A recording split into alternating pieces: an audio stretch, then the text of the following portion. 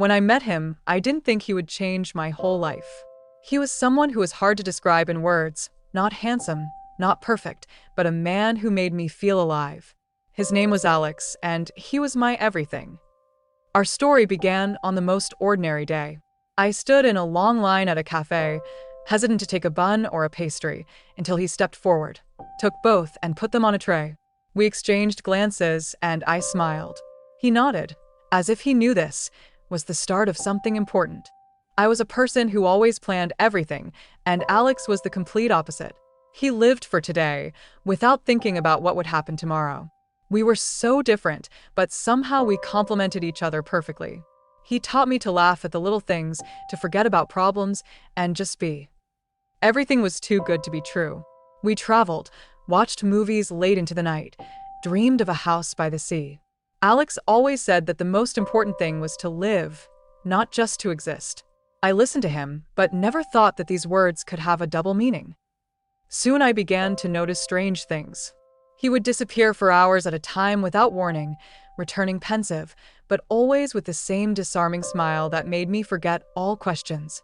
I tried to ignore it, but my anxiety grew. One day he disappeared for 2 days. His phone was off, and I went around to every place he could be. When he finally returned, he looked exhausted. I could see he wanted to say something, but instead he hugged me and whispered that everything was going to be okay. I wanted to believe it, but the feelings of anxiety and worry were getting stronger. I started digging into the little things, searching for answers. He never gave me any reason to doubt his love, but the feeling that he was hiding something was eating away at me. A month later, he disappeared. For good this time. I tried to find him. I wrote to friends, called the police, even checked hospitals, but no luck. His apartment was empty. His phone was disconnected. It was like he vanished into thin air. Those first weeks were hell. I couldn't sleep, I couldn't eat, I couldn't live. I felt like I was going crazy. I had 1,000 questions running through my head. Is he gone? Was he kidnapped? Was he dead? But worst of all, I couldn't let him go. His things were still lying around my house. I could still smell his scent on my pillow. I could hear his voice when I closed my eyes. Sometimes I caught myself talking to him, as if he was right next to me. A couple months later, I found the letter. It was hidden between the pages of a book he liked to read.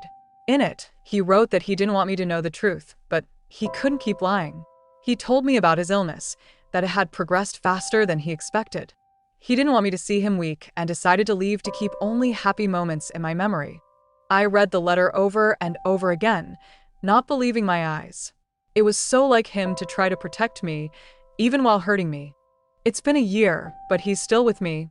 I can feel him in every breeze, in the smell of coffee in the morning, in the sound of a guitar on the street. He left me with his best memories and taught me to appreciate every moment, even if it's full of pain. Sometimes I feel like he's watching me, checking to see if I'm living the life he wanted me to live. I try. And even though I miss him more than words can say, I know he's still with me. Maybe someday I'll meet someone new. Maybe I'll be happy again. But I'll never forget Alex. He taught me how to love, how to lose, and find myself again. Second story.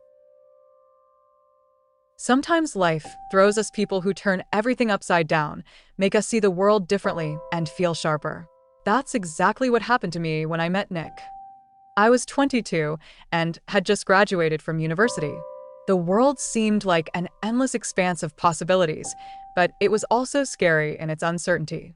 I was working in a small coffee shop, saving money for future travels, and dreaming of one day moving far away from my hometown, which was stifling in its predictability.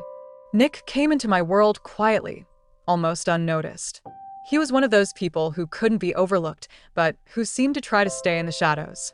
Tall, with dark hair and a slightly tired look, he often came into our coffee shop, ordered the same double espresso, and read something on his phone.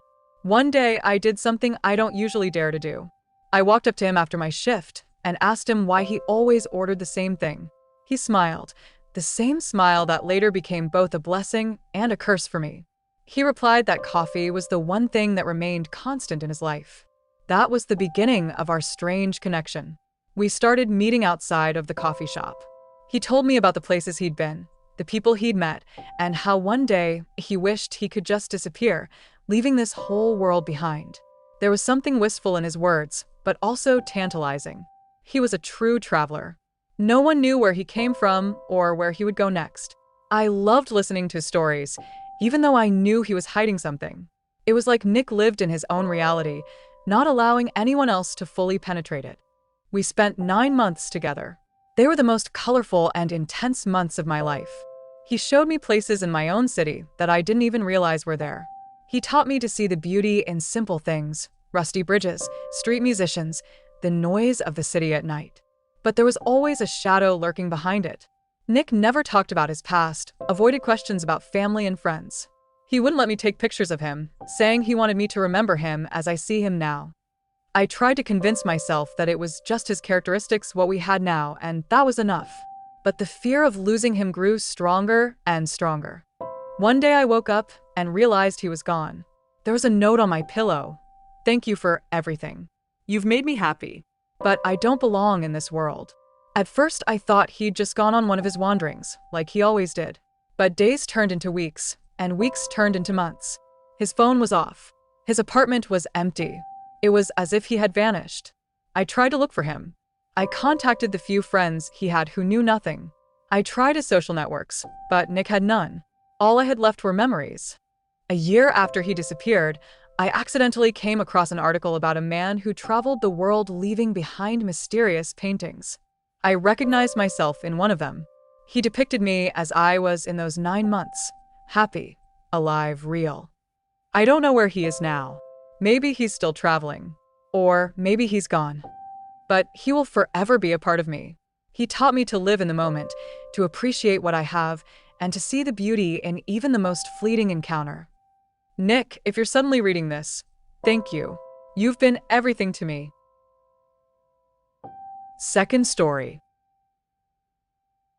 This is a story about a love that lasted only 8 hours, but changed me forever. It happened on one of those days that start out as the most ordinary of days. I was on a train traveling from one city to another to attend my cousin's wedding. A long ride, a noisy car, random fellow travelers you want to stay away from. The seat across from me was empty most of the way, and I was glad for the chance to be alone until he got on at one of the stations. He was a tall guy with a backpack, wearing a slightly wrinkled shirt, his hair disheveled as if he'd just jumped out of the house. His appearance disturbed my calm. He apologized when his bag hit my feet, smiled, and I noticed he had the kind of eyes you could drown in. But I quickly looked away so as not to seem strange. I wasn't used to strangers attracting me from the first minute. A little later, he started talking. First, he just asked where I was going, then he told me he had a layover in the next city. Turns out he's a photographer who travels around the country looking for inspiration. His voice was calm and enveloping, and I, contrary to my habit of keeping my distance, began to respond. We talked about everything: books, movies, dreams, places we'd like to visit. I told him how tired I was of my job, my routine, my life waiting for the weekend. He shared his story, how he once left a stable job for a dream, and how hard it was to start from scratch. With each passing hour, I could feel something more emerging between us. It was a strange feeling. You realize you've only known someone for a couple of hours, but it was like they'd always been a part of your life. At one point, the train stopped in the middle of the forest due to a technical problem. The carriage began to fill with the hum of disgruntled voices, but we didn't care. We looked out the window, watched the trees, the orange sunset, and talked about how often people don't notice the beauty around them. I caught myself wishing this trip would never end. But all good things have an end. His stop was the first. As the train approached the station, I felt a strange emptiness, as if I knew I would never see him again. He gathered his things, looked at me, and said he was glad to have met me. I replied that I was glad too, though I wanted to say much more. He left, and the railroad car began to seem too quiet. After that day, I caught myself thinking about him for weeks. I replayed our conversations in my head, his smile, his voice. I even tried to find him on social media a few times, but as it turned out, I didn't even know his last name. It was a brief encounter that could have meant nothing, but it became a turning point for me. I quit my job a month after that trip. I bought a ticket to another country I'd always dreamed of. And even though I never saw him again, He was the one who inspired me to start living differently. I think sometimes people come into our lives not to stay, but to push us to change. He was that kind of person for me.